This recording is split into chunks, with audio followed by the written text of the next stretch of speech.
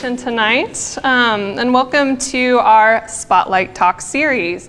If I haven't had the pleasure of meeting you before, my name is Moira Anderson and I'm the Associate Director of Public Programs here at Crystal Bridges. It's always such an honor to welcome artists to our museum, but it's such a wonderful treat when we get to welcome them inside of the galleries tonight to have a conversation amongst the artwork. So thank you so much for joining us tonight to welcome photographer John Dyer.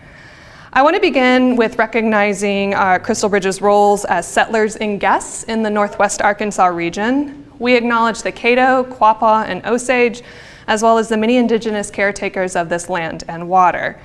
We appreciate the enduring influence of the vibrant, diverse, and contemporary cultures of indigenous peoples. We are conscious of the role in colonizations that museums have played.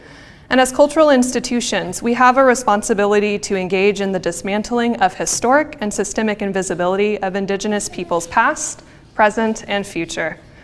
We choose to intentionally hold ourselves accountable to appropriate conversation, representation, connection, and education to facilitate a space of measurable change. This evening, we have such a wonderful opportunity to hear from John on the exhibition, of course, that you're sitting in, Selena, which prominently features 9 iconic photographs of the infamous Grammy Award-winning artist. Working collaboratively, Selena and Dyer crafted the photographs that contributed to her enduring legacy over the course of 2 photo shoots in 1992 and 1994. And tonight we're going to have the pleasure of hearing from John on the stories, the magnificent techniques, and his relationship with Selena that are really woven within the spirit and the power of these works. So before we jump into the conversation, I'd like to thank and recognize a few people that helped to bring this talk and this wonderful exhibition to you tonight. Selena Forever, Siempre Selena, was organized by the McNay Art Museum in San Antonio, Texas, by Kate Carey, head of education. Our lead venue curator at Crystal Bridges was Alejo Benedetti. And a special recognition to Del Monte Foods for the support of the Spotlight Talk series, and to Tony Waller for supporting the exhibition here at Crystal Bridges. Thank you so much. And of course, a big thank you to all of you here tonight. Thank you for taking the time and spending your evening with us. Tonight's going to be a conversation, and I am so honored to sit down with John, but I also want to encourage those of you who are sitting here in the audience live for us to enter the conversation and ask questions. Throughout our time tonight, if you hear something, if you have a question, just pop your hand up and ask the question.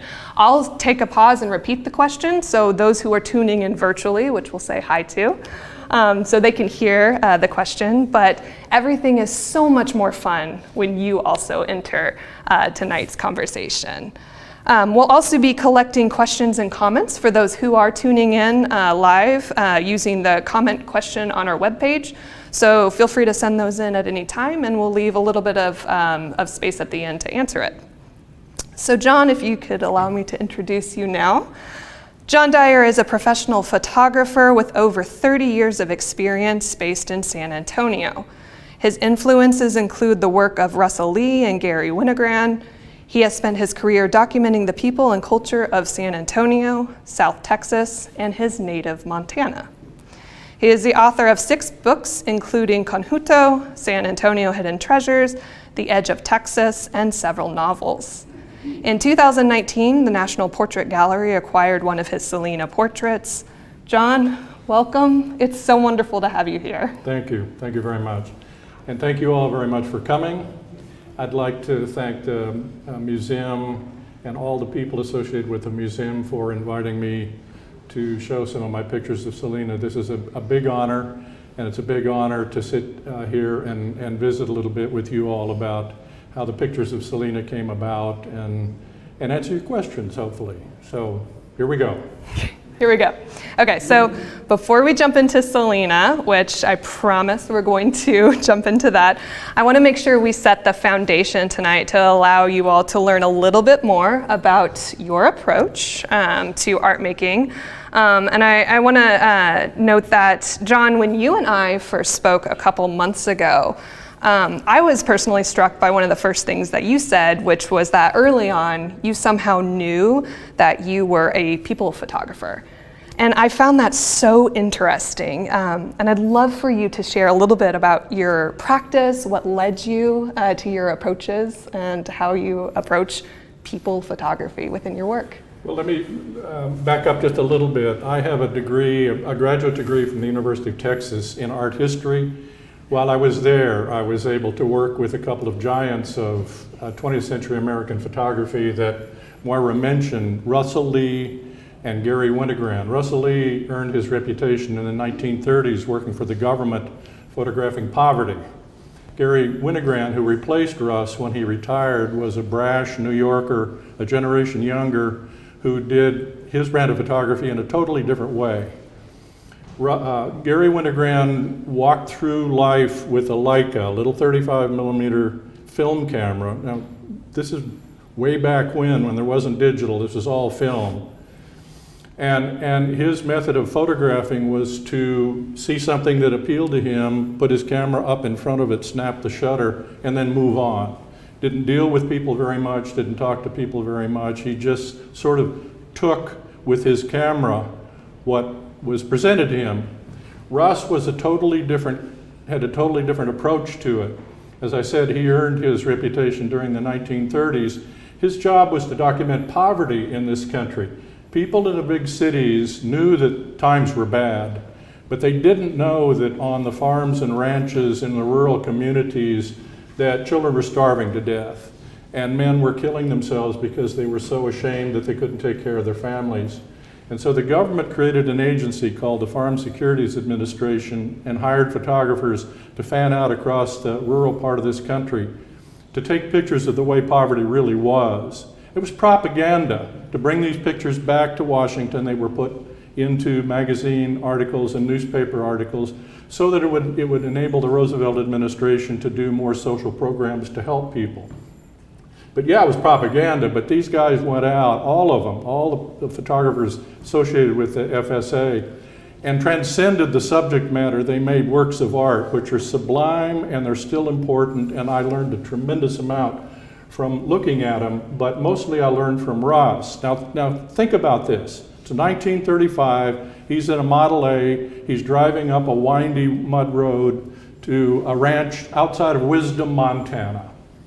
And this man that he's going to see has had a terrible hard time of it. He's gone broke. He can't feed his children. He's about to lose his farm. And here's a guy with a coat and tie on from the city with a camera in his hand.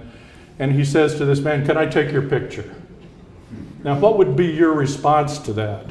Your response would be, "No, get out of here. I don't need the outside world to document how bad things are." But Russ had a way of ingratiating himself, putting those people at their ease, convincing them that he was trying to help them through this program, that if he could document their lives, he could show other people and get help for these people. And Russ was able to take the most intimate photographs you could imagine, a man in a tin tub taking a bath on a Saturday night, little children sitting around a dinner with almost no food. He was somehow able to penetrate that ironclad barrier between him and the people. And I saw that, and I listened to Russ, and then I saw Gary Winogrand and watched the way he took pictures. And so, not right then, but later on it dawned on me. There are two great ways, two great categories of creating photographs. One is making pictures, one is taking pictures. Taking pictures is what Gary Winogrand did, walking through life, grabbing what's in front of him. Making pictures is a collaboration between the photographer and the subject. So together, you collaborate, you work together, and together you make a picture, which hopefully is greater than the sum of those two things. And I also realized at that time, if I was going to do anything at all in photography, I had to be honest with myself. I had to analyze, who am I? What am I comfortable doing? And after trying to do what Gary Winogrand did, which is very difficult, and then trying to do what Russell Lee did, it became clear to me that I'm a people person. I like to meet people. I like interesting people. I like to talk to them a little bit. I like to size up a situation and kind of plan where a photograph might be. So I'm a maker of pictures. These are all a result of us making pictures. Did I answer the question? You absolutely did. And it's a perfect segue, because one of the first images that I wanted to kick off with is the one that we're closest to, this iconic photo of Selena that was taken in 1992.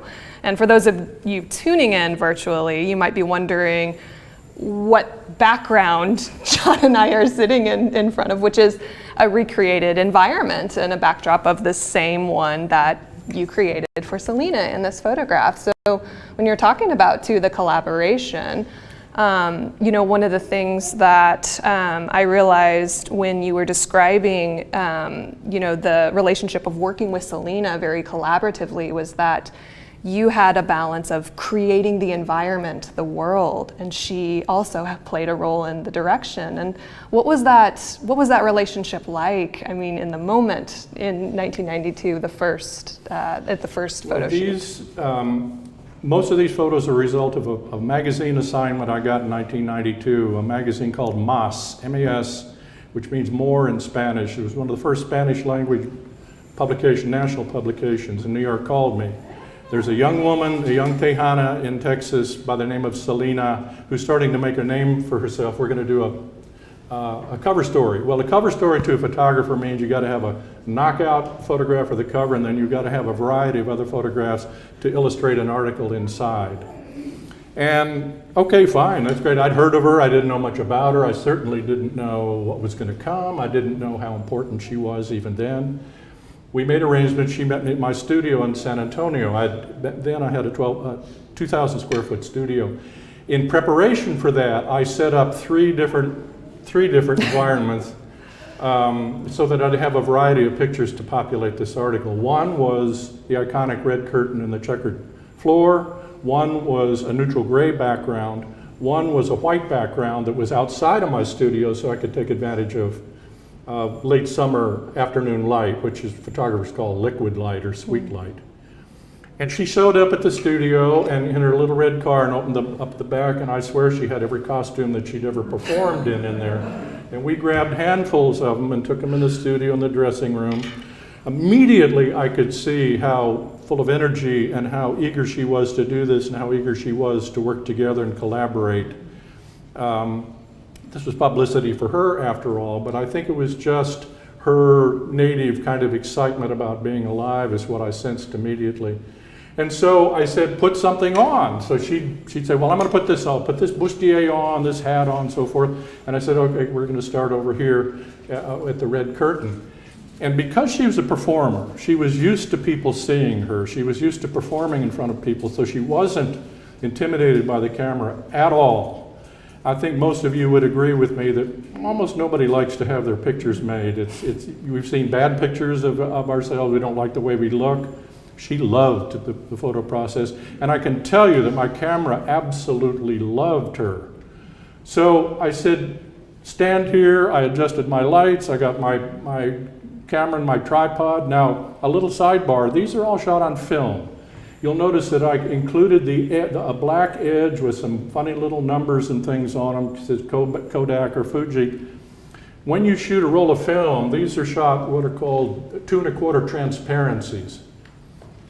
You shoot a roll of 12 exposures that are 2 1/4 inches by 2 1/4 inches.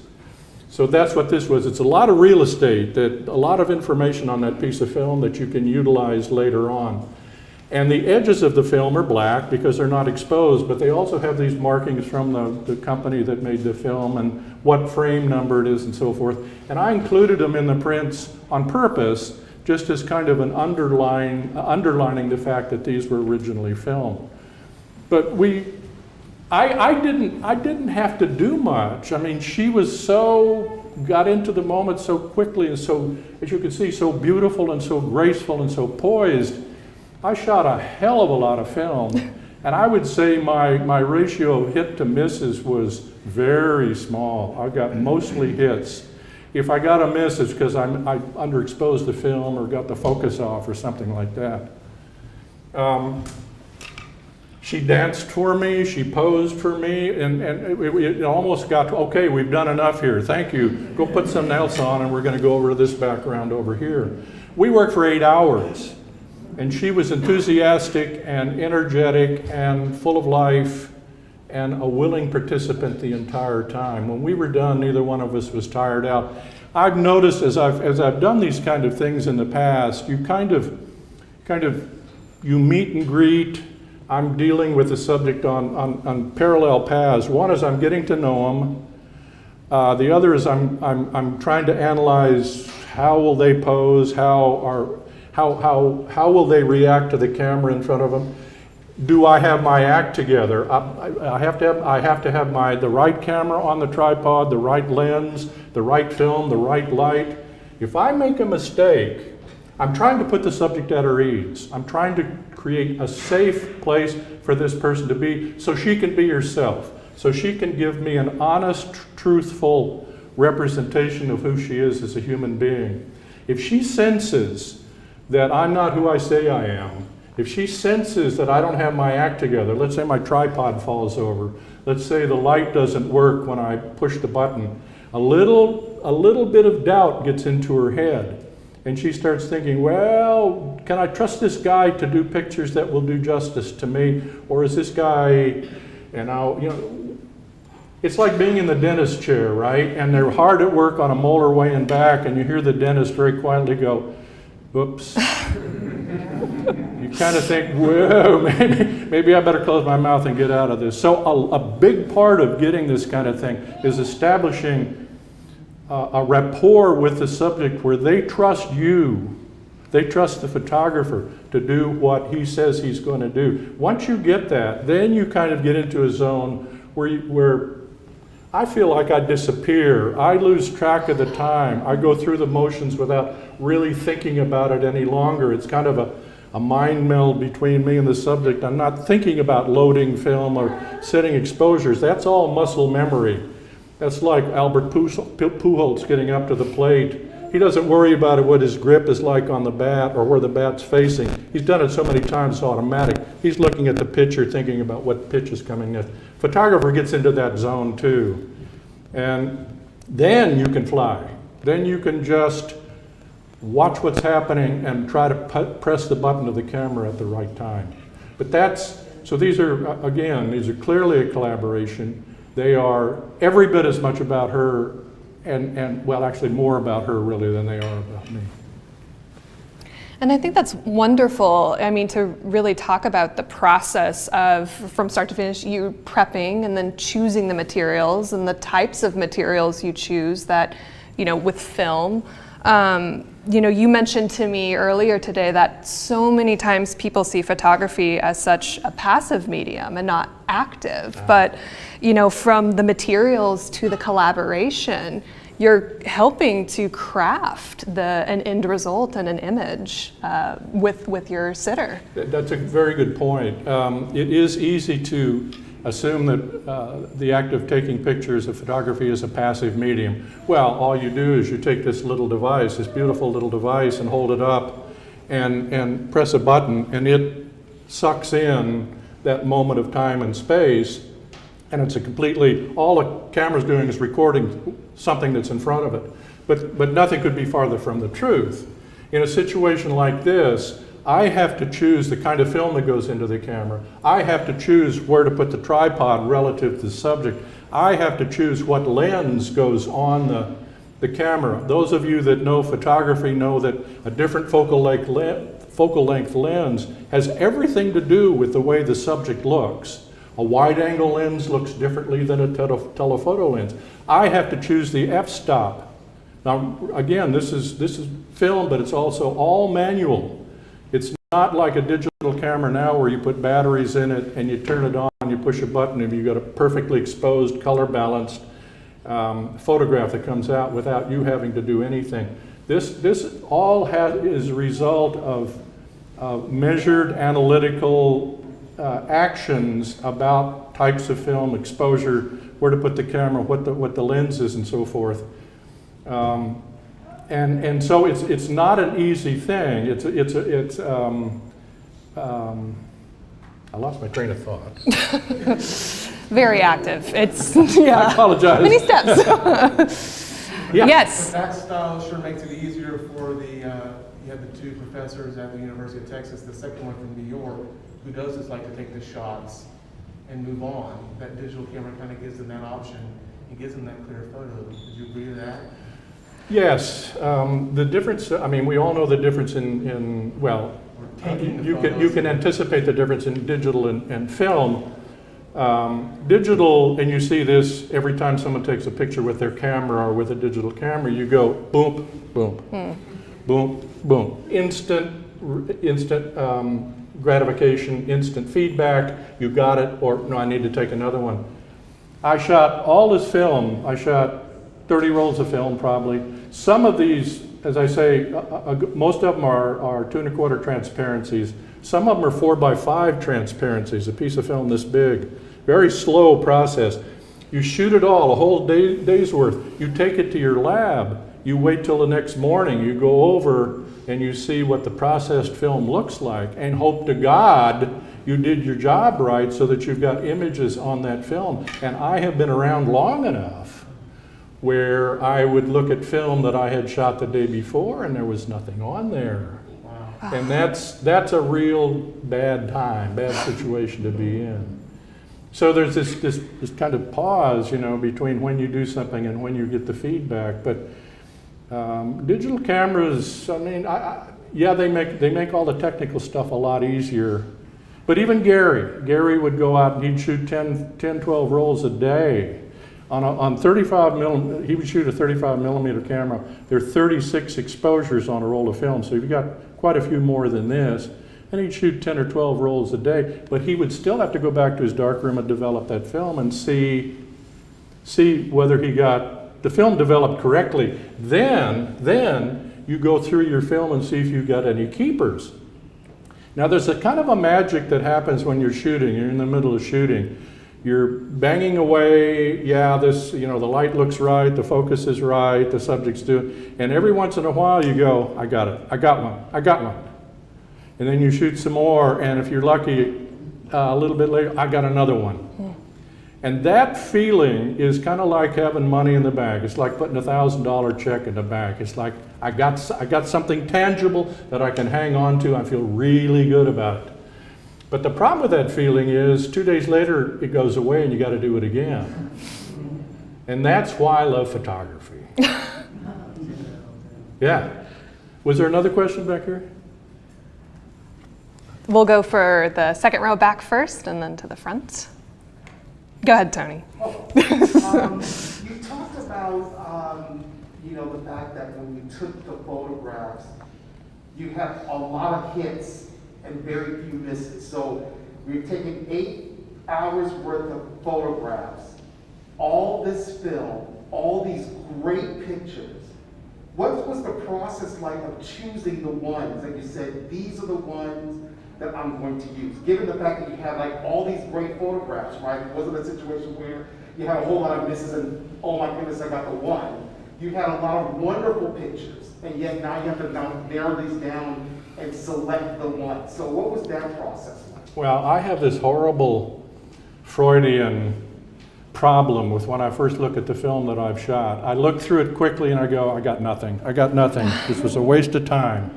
And then I'll go through it again and think, well, that one's not so bad there, and that one. I go through it a third time and I start finding, yeah, well, give yourself a break. This one's good, good, good. And then you cull it down to what you might call the first keepers, the selects, let's say, and you put those over here. And then getting down to an old architectural or art historical term, the photograph, the UR photograph, is a question of feel. It's a question of your heart and your soul, and is this the right one? And you get into this idea of what rightness is in photography, which is an interesting whole subject of its own. My theory is any work of art is a balance of all the elements that makes it a work of art. In this case, it would be the subject, the background, the framing, the pose, the lighting, everything. All those elements come into perfect harmony with each other and balance, and there is a rightness about it. You look at that and you nod your head. Look at some of these Curtis photographs out here in the hall are just exquisite. They make me weak at the knees because they're so perfectly done. And if you know what it took for him to get to those. I'm getting a little off the track. I apologize. I've got a bad habit of doing that. But so that's part of the culling process. You got 5 that you think, yeah, these are my selects. Well, this one's got a little something that bothers me. This one, something. And pretty soon you get down to, no, this is the one where everything works. This is the one that has everything in it that needs to be there and has nothing in it that doesn't need to be there. And that's another litmus test that I use. Everything should be there that needs to be there, but there shouldn't be anything there that shouldn't be there. Wonderful. Chris? Yeah, I was wondering if you could talk a little bit about the choice of camera position, as you were talking about, choosing film, everything, because this feels very much like waist level, and so it's very powerful, as opposed to the one next to it, which seems more direct gaze and intimate, and you kind of got a nice balance between those. Could you repeat that? Yeah, and for those tuning on Zoom, the question is, could you speak a little bit more on the choice of camera position? Because this one seems very full body and waist level. The next one, which actually segues perfectly, I think, into the next spot that we're going. The photograph right next to it is, very top, up. So what are those decisions? To do like a full figure, I shoot an 80 millimeter lens, which on the camera I was using is a normal lens. We don't talk in those terms any longer because digital cameras nearly always have zoom lenses, which you can pick any focal length you want. But an 80 millimeter lens on a Hasselblad, which is a camera I used to use, is a normal lens, meaning it shows the subject pretty much the way the human eye sees it. Depth of field and all the rest of it. On a close-up like that, I would choose a 150 lens, which is a kind of a near telephoto lens.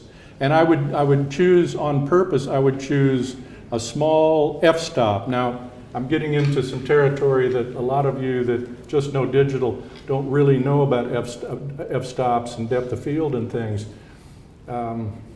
It's too complicated to talk about right now, but in a close-up, I want the face of the subject to be in focus. I want the background to be out of focus. And what that does is it isolates the face and brings the face forward and puts the attention on the face. And so there's the texture on the background and everything is out of focus, and so the eye sort of overlooks that. In this case with the 80, I wanted pretty much everything in focus. I wanted the floor, I wanted the folds and the drapery. I didn't want to present the viewer with a change in focal length, a change in depth of field, because that would be, to me in this situation, be somewhat confusing. I wanted everything to be in focus. So this was shot with an 80, probably at f8 or f11, which gives you a pretty decent amount of depth of field. That was probably shot at f4, which gives you a very with a longer lens, which gives you a limited amount of depth of field. That help? Yeah. And we have a question in the back. Yes, sir. So I actually am a young upcoming photographer. I really do love your work, and I do love to take portraiture. And I was going to ask you, what is some advice that you give to young photographers that are on a budget, that love photography, and just like would sometimes feel doubtful of their work because they don't have certain pieces or certain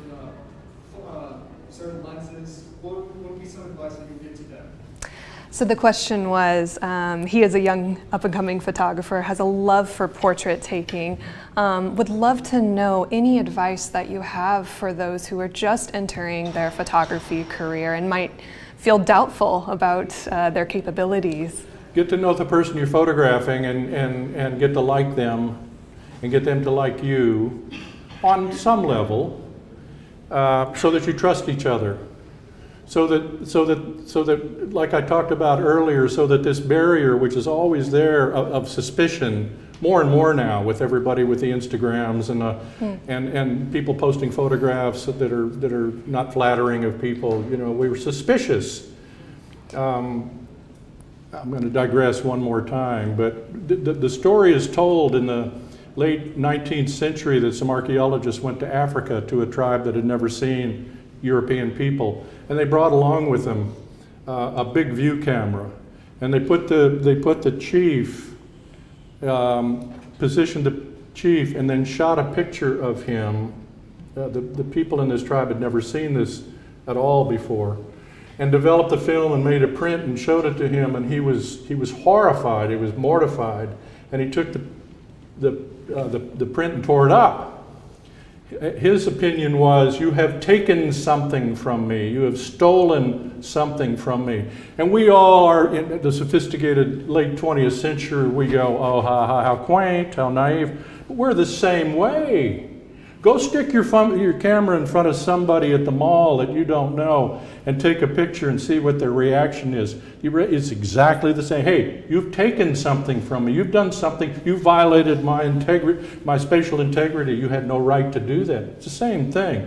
That's one other reason why photography is such a powerful medium. You know, can it take a picture of my soul?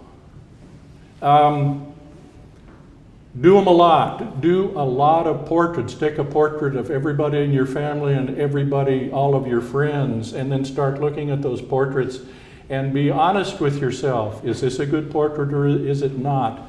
Why is it not a good portrait? Why does this one work and this one doesn't? Does the subject appear to be at ease and comfortable with the process over here and nervous, and I'm just getting a kind of a superficial look at that person where they're guarded and they're keeping me from getting some kind of view into who they really are. Now, I got to be careful with talking like that, because a photograph has no narrative ability. A photograph can't tell you what has gone on at that moment when the shutter was pushed, at that moment of freezing, that moment of time and space. We look at these, and I tell you these were taken in 1992 in my studio in San Antonio. I could just as easily sit up here and say, I went to Central Casting last week. I hired a Selena look-alike. I put her in some costumes that she wore. I put her in front of this. This was done a week ago. And there's nothing in that photograph that would tell you which one of those is true and which one of them isn't. So so talking about, can a photograph really look into the soul of somebody, really see something about that somebody, the jury's out for me. I think you can capture photos of people that look right, and where the subject looks right and looks composed and beautiful. You can do all of that. But are we seeing what kind of a person she is here? Does a photograph tell you anything about that? No, I don't think it does. What's it like for you inside when they used one of your photos like as an obituary photo? The question is, what is it like inside when they use one of your photos as an obituary photo? Very sad. After she died, Texas Monthly came to me. I'm a longtime contributor to Texas Monthly, and asked to see some of the photos I shot in my second photo session. These were in '92. Those were the ones where the close-ups are in '94. 2 years, just a few months before she was killed. Now she gets killed, and the art director calls me, can we look at some of your, we're doing a cover about the tragic death of this woman. And he selected one which Selena's looking very pensive and kind of down away from the camera, which is a very vulnerable kind of pose. Almost, if you're familiar with Michelangelo's Pietà, it's that look the Virgin has to the child. Very emotional. And that's the picture he chose and zoomed way in on it, and then put his information around it. And he wrote me a handwritten note afterwards and said that was the strongest picture, the strongest cover he thought he'd ever done, which was a tremendous compliment to me. But it made me, along with millions of her fans, made me feel very sad that I had just some months before photographed this life force, and now this life force wasn't there any longer. I mean, that hit, because when you do these photo sessions like this, you become on some level intimate with the subject. You get to know the subject in a more intimate way than you would just meeting on the street or being introduced or at a dinner party or something, because you're both letting your forces, your protections down. You're both opening up and being as honest and truthful with each other as you possibly can. That's the only way you're going to get good stuff. And so in a way you've opened your soul to the other person, right? And so then when you see that person there that you shot some months ago and she's dead, my God, it just kills you. So in a way you can say that you did capture her soul in that photo. There was a sadness in that photograph, yes. Let me talk a little bit about why there are two styles here. The one in '92 was the one I described at my studio, where she was full of life and ebullient on the top of the world. Just 2 years later, Texas Monthly called me. We want to do another, she's really gotten to be a big star now. We want to do another story on Selena. Can you photograph her? She only had, by now she was a big star. She was in demand by everybody. She was downtown in San Antonio at a big advertising agency, had done two hard, long days of video shooting, so she was tired. She came to the Majestic Theater, which is right downtown within a block of where she was working, and I did that on purpose so she wouldn't have to drive a long way. She came with her dad. She just had like black tights on. You know, it wasn't this, here's every costume. It was as different from the first time as you could get. And I saw her come in and I saw this woman is worn out, this woman is tired. I cannot put a load on this woman. I can't say, let's do what we did in '92. Get a bustier on, get in a dance pose.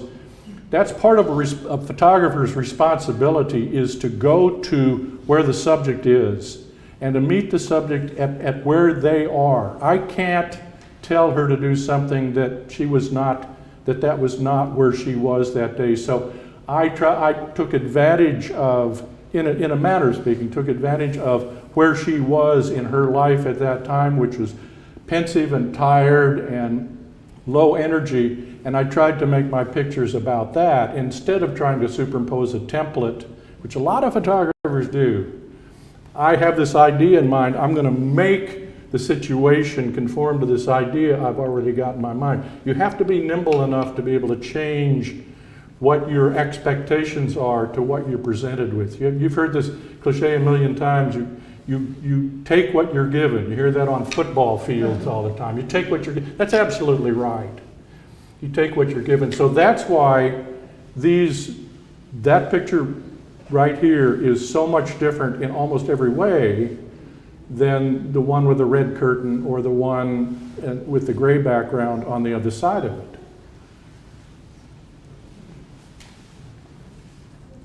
That's beautiful. I know that, of course, so much of this exhibition is positioned to also really provide a discussion around the legacy of Selena and how that endures. And I mean, to quote the show, she's such a powerful icon, still is, for so many people. And these photographs have immortalized her image in different ways. I remember you mentioning to me that you still have people approach you and share their connections to Selena after experiencing their work. This show was originated in a McNay Museum in San Antonio, which is a beautiful little private museum.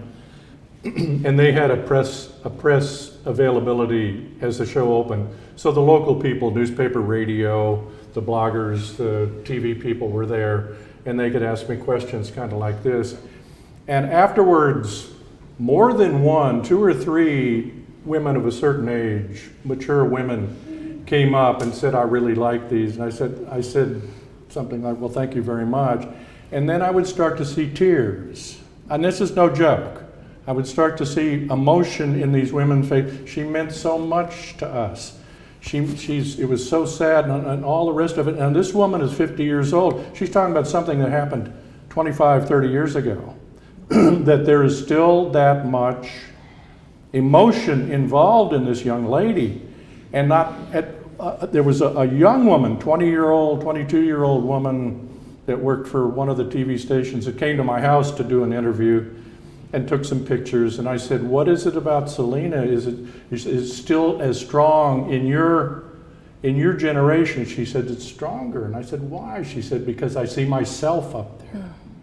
That's pretty powerful. That's pretty potent. And I think that's a little bit of an insight into why she is so iconic and so treasured by a lot of people. I think when we look at pictures, don't we look for ourselves in those pictures? Somehow, kind of, some way. That's wonderful. So I want to take a moment to address some of the questions that have been coming in virtually. One of the questions, which was actually something that was on my list to ask too, is they're interested in your experience photographing musicians. So specifically, with your past experience of photographing individuals for your books. I know that you've photographed David Lee Garza, Juan Viesca. Is there a uniqueness in capturing these types of artists? I don't think so. I mean, I think a lot of what I've been saying holds true. You have to be honest with yourself when you're presenting yourself to somebody else to invite them to stand in front of your camera. People can tell just like that if you're a fake. If you've got an ulterior reason for doing this in mind. If you put them at their ease and you convince them of their worth and their value, and that's why I did a book called Conjunto. You may or may not know that kind of music. It's indigenous to South Texas and San Antonio and South Texas, northern Mexico. It's a roots music, a really interesting amalgam of German Upa music and northern Mexican ranchera music. And the central instrument is an accordion, beautiful little button accordion. There'll be a guitar on the side, sometimes an upright bass, which is called a tololoche.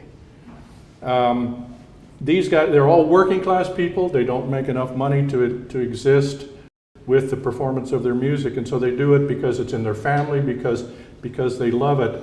And I'm an Anglo, These are all Mexican-American men, and when I go to them and say, I want to do a book about you guys, I want to celebrate the music, celebrate you, there's going to be necessarily, culturally, there's going to be a little bit of hesitation.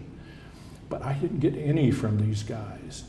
A man in San Antonio who's a well-known musician and anthropologist helped me. He helped introduce me to a lot of them and did pave the way. I used his name when I'd call these men to photograph. One Tejeda asked me to call, oh yes, I know Juan, and sort of affirmed that I was who I was, and then they would say yes.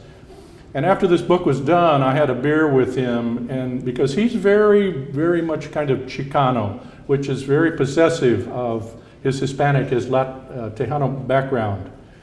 And I thought if anybody would object to an Anglo, I know I'm kind of going in the cultural weeds here a little bit, anybody would object to that, that's not your music, those are not your people, it would be Tejeda. And I said, why haven't you had a problem with this? He said, John, because you did it. He said, nobody in my people stepped up and did this.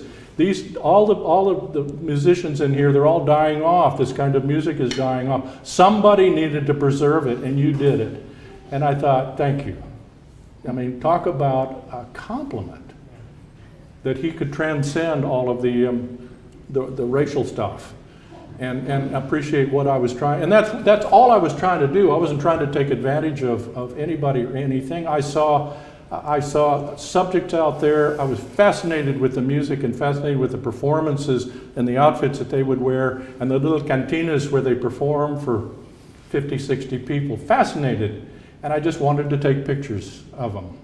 But again, you have to present yourself as being honest and truthful, and I'm here to document you and to honor you and preserve your legacy, your abilities.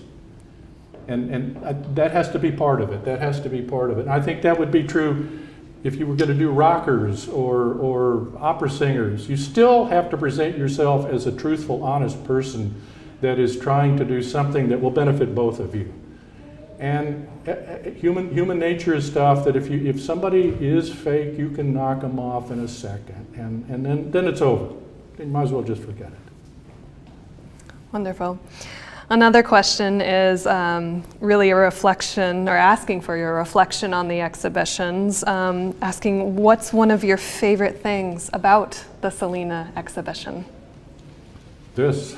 I came into the most beautiful museum that I've ever seen in my life.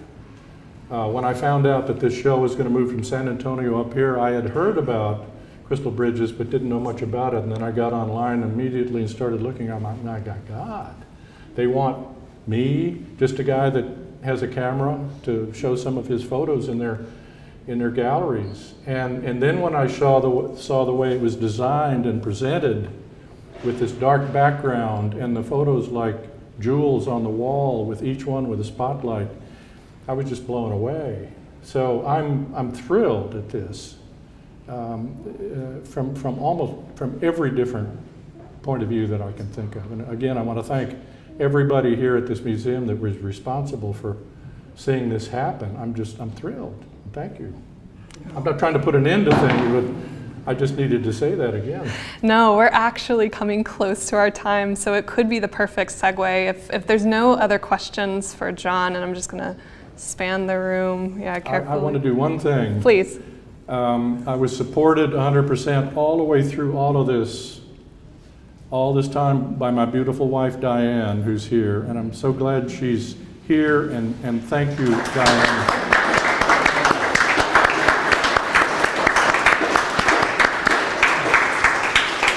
When I told her I was going to do this, I said, no, I'm going to make you stand up. And she said, no, I'm not going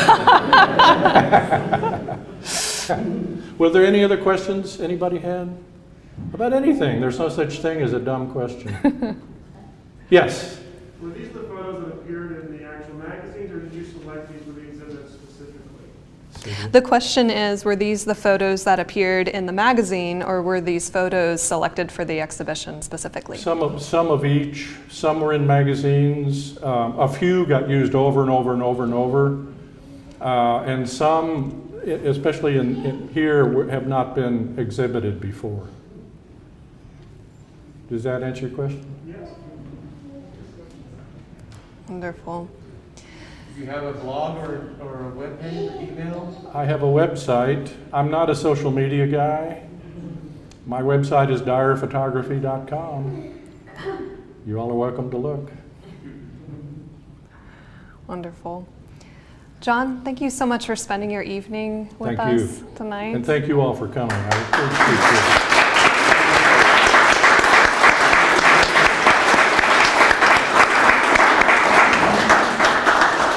Thank you, sweetheart. Oh.